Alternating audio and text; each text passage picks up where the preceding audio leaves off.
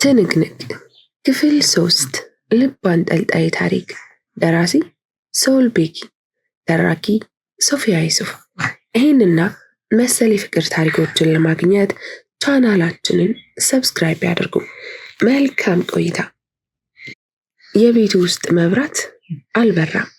ግራ በመጋባት ወደ በሩ ተጠግታ የበሩን እጀታ ለመክፈት ስትታገል ዝግ ሆነባት። ግራ እየተጋባች ከቦርሳዋ ውስጥ ቁልፍ አውጥታ ከፍታ ገባች። በሩ አጠገብ የነበረውን መብራት አብርታ ስትመለከት ቤቱ እሷ ስትወጣ ከነበረበት ሁኔታ ተለውጧል። ጠረጴዛ ላይ የምግብ ሰሃንና የውሃ ብርጭቆ ተቀምጧል። ትርሲት ውጪ ከነበረችበት ሁኔታ ጋር ተደማምሮ በጣም ፈራች። በዝግታ ወደ ውስጥ ዘለቀች። ታዴ እያለች ደጋግማ አንዴ መኝታ ቤት፣ አንዴ ዕቃ ቤት፣ መታጠቢያ ቤት ሳይቀር ፈለገችው። የለም። ቆም አለችና ስልኳን ከቦርሳዋ አውጥታ ስትመለከት ገሊላ ነበረች ቅድም የደወለችው። የእሷን ዘላ ቀጥሎ ያለውን ሴቭ የተደረገ ቁጥር ነክታ ደወለች። የታዴ ስልክ ጥሪ አይቀበልም። ግራ ገባት። ወዲያው ለገሊላ ደውላ ስለ ሁሉም ነገር አጫወተቻት። ገሊላም ታዲያ ስደውል አታነሽም፣ አስጨነቅሽኝ እኮ አለቻት። ውስጧ ቢፈራም እህቷን ማጽናናት ይኖርባታል። ተይኝ፣ መንገድ ላይ የገጠመኝን አታቂም። እሱን አለፍኩ ብዬ ሳልረጋጋ አሁን ደግሞ ታዴ ያለ ወትሮ ስልኩን ዘግቶ ቤት አልገባም። አይዞሽ፣ ምንም አይሆንም፣ ከልጆቹ ጋር የተጫወተ ማምሸቱን አላወቀም ይሆናል ስትል መለሰችላት። አይ አይደለም፣ መጥቶ ነበር። ያቀረበውን ምግብ በቅጡ እንኳ ሳይበላ ነው የወጣው። የሆነ የሚያስቸኩል ነገር ገጥሞት ተነስቶ የወጣ ነው የሚመስለው። የምሮሽን ነው? ወይ ምን ሊሆን ይችላል? በእናትሽ በቃ ልምጣልሽ፣ ለክፉም ለደጉም ስትላት፣ አይ በፍጹም ከዚህ ሰዓት በኋላ መንገድ ጥሩ አይደለም አለቻት። ሰዓት ከስልኳ ላይ እየተመለከተች፣ ምን ችግር አለው? በኮንትራት ታክሲ አሁን እደርሳለሁ እኮ። አይ አይሆንም፣ ለራሴም በጸሎት ነው ቤት የገባሁት። ሰላም እንደሚሆን አምናለሁ። ጠዋት እደውልልሻለሁ። አዲስ ነገር ካለ በመሃል አሳውቅሻለሁ። ስልክሽን ብቻ ክፍት አድርጊ። እሺ በቃ አትጨናነቂ፣ አረፍ በይ፣ ራስሽን እንዳትጎጂ ብላት ስልኩ ተዘጋ። እውነት ለመናገር ገሊላ ለእህቷ እንጂ ለታዴ ምንም ቢሆን ግድ የላትም። እንደውም ቢለያዩ ራሱ በጣም ደስ ይላታል። ትርሲት ግን ባሏ የለየለት ዱርዬ ቁማርተኛ ቢሆንም ደስ ካለው የኔ የሚላት፣ ደስ ካላለው ደግሞ ቁጥር ስፍር የሌለው ስድብ፣ ከዛም ከዘለለ ቡጤ የሚያቀምሳት ሰው ቢሆንም ከምንም በላይ ታፈቅረዋለች። ምንም ጊዜ አጥፍቶም ቢሆን ይቅርታ ካንደበቱ ወጥቶ አያውቅም። እሷ ናት አባብላና አቅፋ ሰላም እንዲፈጠር የምታደርገው። ወደ መኝታ ቤቷ ገብታ ቢጃማዋን ከቀየረች በኋላ ትከሻዋ ላይ ፎጣ ጣል አድርጋ ወደ ሳሎን ሄደች። በሯን ዘግታ ምግቡ ከተቀመጠበት ጠረጴዛ ፊት ለፊት ወዳለው ሶፋ ላይ ኩርምት ብላ ቁጭ አለች። ብዙ ነገሮችን ስታወጣ፣ ስታወርድ፣ ስትነሳ፣ ስትቀመጥ ስልኩን ደጋግማ እየሞከረች ሳታስበው ሰዓቱ ነግዶ ከሌሊቱ 6 ሰዓት ተኩል ሆኗል። ተስፋዋ ተማጠጠ። ከዚህ በኋላ እንደማይመጣ በጣም እርግጠኛ ሆናለች። ታዴ ምንም እንኳ ሱሰኛና ቁማርተኛ ቢሆንም ውጭ አድሮ አያውቅም። ውጭ አድሮ የሚሆን ከ2 ሰዓት በኋላ ገብቶ አያውቅም። ጠዋት ግን 10 ሰዓት ላይ ተነስቶ የውጭ ፊልሞችን ይከታተላል። በተለይ ተከታታይ ክፍል ያላቸው ፊልሞችን ይወዳል። ዛሬ ግን ያለ ወትሮ ሳይመጣ ሌሊቱ ተጋመሰ።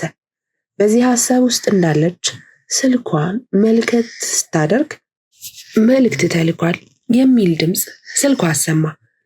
ቶሎ ብላ ስልኳን መልከት ስታደርግ ገሊላ ናት። እንዴት ሆንሽ የሚል ከገሊላ የተላከ መልእክት ነው። ትርሲትም የጠበቀችው ሰው ባለመሆኑ እየተናደደች እስካሁን አልመጣም ስትል መለሰችላት። ገሊላም ጉዳዩ እንዳስጨነቃት ስለገባት ምንም አይሆንም እህቴ፣ ተኝ በቃ፣ ካልሆነ ነገ ለፖሊስ እናመለክታለን። አሁን ብንሄድም 24 ሰዓት ይሙላው ነው የሚሉት። ስለዚህ አሁን እንደምንም ብለሽ እረፍት አድርጊ። እረፊ፣ አልተኛሽም እኮ እስካሁን። ምን ነው አንቺስ ለምን አልተኛሽም? ልብሱን እየለካሁት ነበር እንዴት እንደሚያምር ስትላት ወዲያው አእምሮዋ ላይ አንድ ነገር ብልጭ አለ። ኤፍሬም ወደ እሷ ቤት እንዲሄድ ያዘዘው የስጦታ ዕቃ። ዝምታዋ ያስደነገጣት ገሊላ ደጋግማ ብትጠራትም ትርሲት ስልኩን እንደያዘች ደርቃ ቀርታለች። ከደቂቃዎች በኋላ መለስ አለችና እሺ በቃ ገሊ ደህና ደሪ፣ ነገ ጠዋት እደውላለሁ ብላ ስልኩን ዘጋችው። ገሊላ ደነገጠች። የሆነ ነገር እንደገጠማት ገምታለች። ግን ምን ሊሆን ይችላል? ታዴ ተመልሶ ይሆን? ተጨነቀች። ስልኳን አንስታ ደግማ ደወለች። ትርሲት ያሰበችው ነገር መሆኑን ማንም ማሰብ አልፈለግም። በእርግጥም ብዙ ጊዜ ከታዴ ጋር የሚያጋጫቸው ያስቀመጠችውን ገንዘብ በማንሳት ስለሚወስድባትና ዛሬ የያዘውን በቁማር አስረክቦ ወደ ቤቱ ስለሚመለስ ነው። ገሊላም አሁንም መደወሏን አላቆመችም። ትርሲት ግን በሐሳብ ጭልጥ ብላ ሄዳለች። ለብቻዋ እየተብከነከነች ነው። በተቃራኒው የነ ኤፊ ቤት በሰርግ ድግስ ሞቅ ብሏል። የሰፈሩ እናቶችና አባቶች እንዲሁ ምግቦችን ለማብሰል የተቀሩት ሰራተኞች ግቢ ውስጥ ከግራ ወደ ቀኝ ይተረማመሳሉ። ኤፊም ይሁን ብሌን ክፍላቸው ውስጥ የሰላም እንቅልፍ ተኝተዋል። መልህቅ ግን ብዙ ጊዜ አመሻሽቶ ነው የሚተኛው። ከሚዜዎቹ ጋር ዝግጅት ሲያደርጉና ሲጫወቱ ቆይተው 7:30 ገደማ ነው ሁሉም ወደ መኝታው ያመሩት። መልህቅ ትልቅ ጂ+1 የተንጣለለ የራሱ ግቢ ያለው ሰው ነው። እናቱን በቅርቡ ነው ያጣው። አባቱን ግን አያውቀውም። እናቱ እሱን ማርገዟን ሲሰማ ነው ጥሏት የጠፋው። ለቤቱ አንድ ልጅ ነው። ታዲያ ሲሞቱ ያወረሱት ሀብታቸው የሚኖርበትን ቤትና ሬስቶራንት ነው። ከሙዚቃው ጎን ለጎን ሆቴሉን ማኔጅ ያደርጋል። ብዙ የሚያውቃቸው ዘመዶች የሉትም። በስራ ጉዳይ የሚያውቃቸውና ያፈራቸው ብዙ ጓደኞች ግን አሉት። በሱ በኩል የሚመጡት ታዳሚያን ጓደኞቹ ብቻ ናቸው። ከነዛም በጣም የልብ የሚላቸው 6 ጓደኞቹን መርጦ ሚዜ አድርጓቸዋል። ምሽቱንም አብረው ተሰብስበው አሳልፈዋል። እዛው ቤት ውስጥ ነው የሚያድሩት። ወደ ተዘጋጀላቸው የመኝታ ክፍል አመሩ። መልህቅም ወደ ክፍሉ ገብቶ ቻርጅ ላይ ያደረገውን ስልኩን ሲመለከት 3 ሚስ ኮል አገኘ። ሲመለከት ብሌን ናት። የመኝታ ልብሱን ቀይሮ አልጋ ስር ገባና ትራሱን ወገቡ ላይ አድርጎ ወደ ብሌን ደወለ።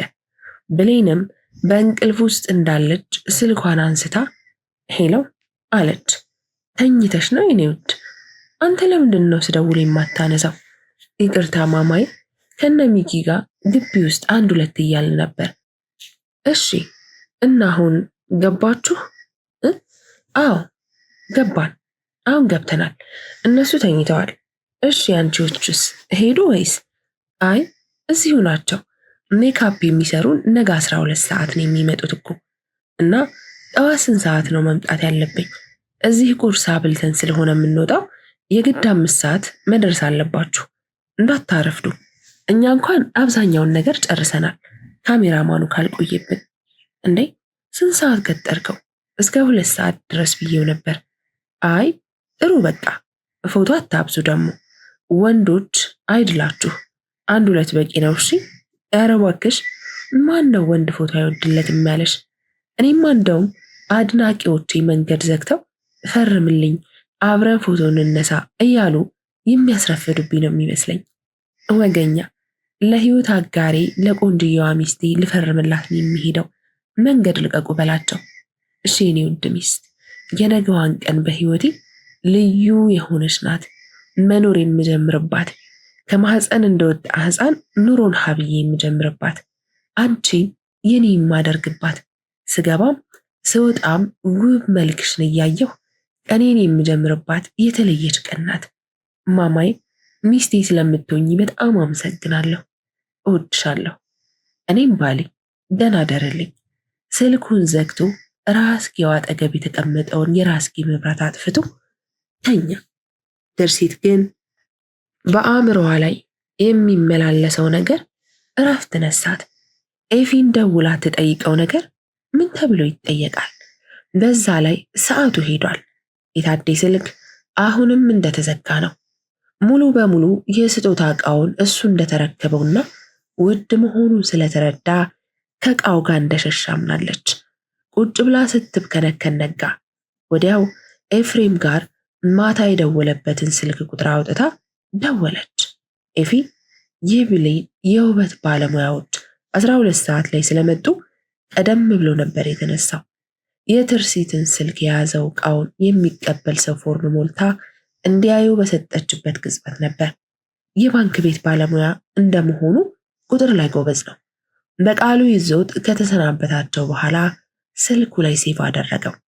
ውስጡን ሙሉ ለሙሉ ማመን ባይፈልግም የሆነ የተለየ ስሜት ወደ ውስጡ ይመላለስበታል። የእህቱ የሰርግ ጉዳይ በጣም አሳሳቢ ስለሆነበት ነገሩን ችላ ብሎ ሊያልፈው ፈልጓል። ገሊላ የኤፊ ትርሲት ጋር መደወል ጥያቄ እንደሆነባት ቢቀርም ትርሲት ግን እስካሁን ልብ ብላ አላሰበችውም። ከመታጠቢያ ቤት እንደወጣ ስልኩ ጮሆ የምትደውለው ትርሲት ናት። ልቡ ደነገጠ። የሆነ የማያውቀው ስሜት ሰውነቱን ውርር አደረገው። እንደምንም አንስቶ ሄሎ አላት። ሰላም፣ እንዴት አደርክ አቶ ኤፍሬም? ይቅርታ በጠዋቱ ደወልኩ። ግድ የለም አትጨነቂ። ሰርገኛም አይደለሁ። በጠዋት ነው የተነሳሁት። ምን ነው በሰላም ነው? አዎ በሰላም ነው። የስጦታው ዕቃ እስካሁን አልመጣም። እሱን ላሳውቅህ ነበር። የምርሽ ነው? እንዴት? አሁኑኑ ፓክ አድርገን እንልከዋለን ነበር እኮ ያለኝ። አዎ፣ እስኪ ምናልባት ቁጥራቸው ካለህ ደውለህ ጠይቃቸው። እሺ፣ ይኖራል። የሸጡበት ደረሰኝ ላይ እስኪ ልጠይቃቸው። አደራ ብዬው እንዴት እስካሁን አይልከው? አቶ ኤፍሬም ስልክህን እጠብቃለሁ። እሺ ትርሲት፣ አሳውቅሻለሁ። ኤፍሬም ትላንት ከለበሰው የሱፍ ሱሪ ውስጥ ደረሰኙን ፈልጎ አወጣና ሲመለከት 2 የሞባይል ቁጥሮች ተጽፎበታል። አንደኛውን ስልክ ቁጥር ስልኩ ላይ መጥቶ ደወለ። ወዲያው አንዲት በ20ዎቹ ዕድሜ ላይ ያለች ወጣት ሴት ድምፅ የሚመስል ሰላም፣ ጤና ይስጥልን፣ እንዘንጥ ወርቅና ጌጣጌጥ መሸጫ ነው። እባክዎትን ምን እንታዘዝ? ሰላም እህቴ፣ ትላንት ከእናንተ ሱቅ ኦርደር አድርጌ ነበር። እናም እስካሁን አልደረሰም እጄ ላይ። እሺ ደንበኛችን፣ እባክዎትን የደረሰኝ ቁጥሩን ይንገሩ። እሺ ብሎ ከደረሰኙ ላይ የላይኛው ክፍል ላይ የተጻፈውን ቁጥር አንድ ባንድ ነገራት። 06 58 7። እሺ የፎቶ ፍሬም ነው? አዎ፣ ዕቃው ለሚመለከተው አካል ደርሷል። ለወይዘሮ ትርሲት አማሃ? አዎ ለሷ ነበር። ይቅርታ፣ መቼ ነው ያደረሳችሁላት? ትላንትና 12 ሰዓት ከ45 ነው ኮምፒውተሩ የሚያመለክተው። እሺ አመሰግናለሁ። እኛም አገልግሎታችንን ስለሚጠቀሙ ከልብ እናመሰግናለን ከተባባሉ በኋላ ኤፍሬም ግራ ተጋባ። አልጋው ላይ ቁጭ ብሎ ለደቂቃዎች አሰበ። ትርሲት ልታታልለኝ እየሞከረች እንዳይሆን ሲል አሰበ። አወጣ አውረደ። አሁንም አላየሁም፣ አልሰማሁም ብትለኝስ? ጭራሽ አላውቅህም ብትለኝስ? ዛሬስ ለብሌኒ ምንድን ነው ፊቷ ቀርቤ የምሰጣት? እንዴትስ ነው አይኗን ማየት የምችለው? ብዙ ሐሳቦች እያውጠነጠነ ስልኩ ጮኸ። ትርሲት ናት። አንስቶ ምን ማለት እንዳለበት አላወቀም። እንደምንም ትንፋሹን በኃይል ተነፈሰና አነሳው። አቶ ኤፍሬም፣ ምን ነው ስልካቸው አይሰራም እንዴ? ዝም አልከኝ እኮ። አይ እያወራኋቸው ነበር፣ ለዛ ነው። ዕቃው ደርሷል ነው ያሉኝ። ትላንት 12 ሰዓት አካባቢ ነው ያሉት። እንዴት ሊሆን ይችላል? እስካሁን ምንም ነገር እጄ ላይ የገባ ዕቃ የለም አቶ ኤፍሬም። መልካም፣ በቃ እዛው ሄዶ ማናገሩ ሳይሻል አይቀርም። ትላንት ምሳ የበላንበት ቤት እንገናኝ። እሺ፣ በ30 ደቂቃ ውስጥ ደርሳለሁ ተባብለው ስልኩን እንደዘጉ አልጋ ላይ ያገኘውን ጅንስና ጃኬት የመኪና ቁልፍ አንስቶ ሲበር ወጣ። ግቢው የተረበሸ ከተማ መስሏል። ሙሽሪት መኝታ ክፍል ውስጥ ሚዜዎቿና እሷ በውበት ባለሙያዎች ስራ ተጠምደዋል። ለጥበቃው በር እንዲከፍትለት በእጁ መልእክት አሳይቶት መኪናውን እየነዳ ወጣ። ከመኪናው ላይ ሰዓት ሲያይ ለሁለት 10 ጉዳይ ይላል። ነገሩን በውስጡ እያብላላ ማን ዛሬ ላወቃት ልጅ የዚህን ያህል ዋጋ የሚያወጣ ትልቅ ዕቃ ባደራነት ስጣለ እያለ አእምሮ ይወቅሰው ጀመር። ልቡ ደግሞ እነሱ ተሳስተው መሆን አለበት እንጂ እንዴት እንደዚህ ታደርጋለች ሲል በሁለት ሐሳብ እየዋኘ ከተባባሉበት ቦታ ቀድሟት ደረሰ። ምንም ሳይይዙ አይቀመጡ የሚል ማስታወቂያ መሰል መፈክር ከፊት ለፊቱ ጎላ ተደርጎ ተጽፎ ተለጥፏል። የተቃጠለ አንጀቴን ካበረደልኝ ብሎ ቀዝቃዛው ሐዘዘ። አንድ ሁለቴ ተጎነጨ። ግን ምንም ጭራሽ መዘግየቷ አትመጣም ወደሚል ሌላ ጭንቀት አስገባው። ሌባ እንዴት የሰረቀበት ቤት አንኳኩቶ መልሶ ይመጣል? በፍጹም። ጅል ይሆንኩኝ። የማረባ ሰው ነኝ። ቆይ ምንድነው ያስነካችኝ? እንደዚህ ቀልቤን ይሳትኩት ምን ሆኜ ነው? ለምንድን ነው ዝም ብዬ እየተነዳሁ እዚህ ድረስ የመጣሁት? ለምን ፖሊስ ጣቢያ አላመለከትም? ይሄኔ እሷ ያሰበችበት እስክትደርስ ይሆናል እኔን የምታዘናጋኝ እያለ ብቻውን ያወራል። በሆቴሉ ውስጥ ያሉት ሰዎች በትዝብት ይመለከቱታል። ራሱን ይጠይቃል፣ ይበሳጫል፣ ፊቱን ያሻሻል፣ ጠረጴዛውን በእጁ ይቆረቁራል። በጣም ተቅበጠበጠ። ቅንጣት ታክል አልገረሙትም። ጭራሹኑ መኖራቸውን እስከ መፈጠራቸው ረስቶታል። በዛ መሃል ግን ትርሲት ከትላንቱ እጅግ በተሻለ አምራና ተውባ ወደ ሆቴሉ ስትመጣ ተመለከተ። አጠገቡ መታ እስክትቆም ድረስ አይኑ እሷን ብቻ ነበር የሚያየው። ትርሲት አስተያየቱ ደስ ባይላትም ሰላም አቶ ኤፍሬም፣ ይቅርታ ዘገየሁኝ፣ መንገድ ዝግ ሆኖብኝ ነው በማለት ወንበር ስባ ከኤፍሬም ትይዩ ተቀመጠች። ኤፍሬምም እንደዛ ሲያብከነክነው የነበረው ጉዳይ በደቂቃዎች ውስጥ በውበቷ ተገርሞ መርሳቱ እያስገረመው ማፍጠጡ ታወቀውና ለደቂቃዎች አንገቱን ደፍቶ ዝም አለ። በሁኔታው የተደናገጠችው ትርሲት በጣም ይቅርታ አቶ ኤፍሬም፣ እኔ እጅ ላይ የገባ ምንም አይነት ዕቃ የለም፣ ግን እኔ የምለው ብላ ቃሉን ሳትጨርስ ምንም ማለት አይጠበቅብሽም፣ ስለ ሁሉም ነገር ባለቤቶችን ጠይቀን መረዳት እንችላለን ብሎ በቁጣ ጠረጴዛው ላይ ያስቀመጠውን የመኪና ቁልፍ አንስቶ ወጣ። ትርሲት ሁኔታው ቢያስደነግጣትም የፈራቸው አንድና አንድ ነገር ታደሰ። ዕቃውን ተረክቦ እንዳይሆን ብቻ። ተነስታ ልትወጣ ስትል አስተናጋጇ እህት ስትል ጠራቻት። ትርሲት ዞር ብላ ተመለከተቻት። ይቅርታ ሂሳብ አልሰጣችሁኝም አለች ፈራ ተባ እያለች። ትርሲት ዞር ብላ ጠረጴዛውን ስትመለከት አንድ የሃይላንድ ውሃ ተቀምጧል። እሺ ብላ ከቦርሳዋ 20 ብር አውጥታ ሰጠቻት። ስትወጣ መኪና ውስጥ ገብቶ ተቀምጧል። ቆማ ሁኔታውን መመልከት ቀጠለች። ቀና ሲል ቆማ እያየችው ነው። ሴትዮ ስንት ስራ ነው የሚጠብቀኝ? መሄድ የምትፈልጊ ከሆነ ነይ ግቢ ብሎ ጮሆባት። በሁኔታው የተደናገጡ እግረኞች አካባቢው ላይ የጫማ መጥረግ አገልግሎት የሚሰጡ ሊስትሮች፣ በየሱቁ ያሉ ገዥና ሻጭ ሁሉም ትኩረታቸው እነሱ ላይ አድርገው አፍጥጠው ይመለከቷቸዋል። ትርሲት ግራና ቀኝ ተመልክታ ምራቋን ዋጥ አደረገችና የመኪናውን የኋላ ወንበር ላይ ተቀመጠች። በዝምታ ውስጥ ብዙ ተጉዘው መኪናውን ለመኪና ማቆሚያ ወደ ተዘጋጀው ስፍራ አስገብተው ሊወርዱ ሲሉ ስልኩ ጮኸ። ብሌን ነበረች። ወይ ብሌኔ፣ የት ሄደህ ነው? መጣሁ ውዴ፣ አስቸኳይ ጉዳይ ገጥሞኝ ነው፣ ቶሎ እመለሳለሁ። በዚህ ቀን ከዚህ የሚበልጥ ጉዳይ ምን አለ? ምንም የለም ውዴ፣ አያቆየኝም። ለዛ ነው። ሚኪም ደውሎልኝ ነበር፣ በዛው ፒክ አደርገዋለሁ። እሺ 5 ደቂቃ ተናግሬያለሁ። እሺ ካሜራማኑ መጣ? አዎ ልንጨርስ ነው። 5 ሰዓት ነው የሚመጡት። ሳትመጣ ንቅንቅ አልልም። መጣሁማ፣ አትጨነቂ። ዘና ብለሽ ተነሺ። አሁን እመለሳለሁ። እሺ። ስልኩን ዘግቶ ከመኪናው ወረደ።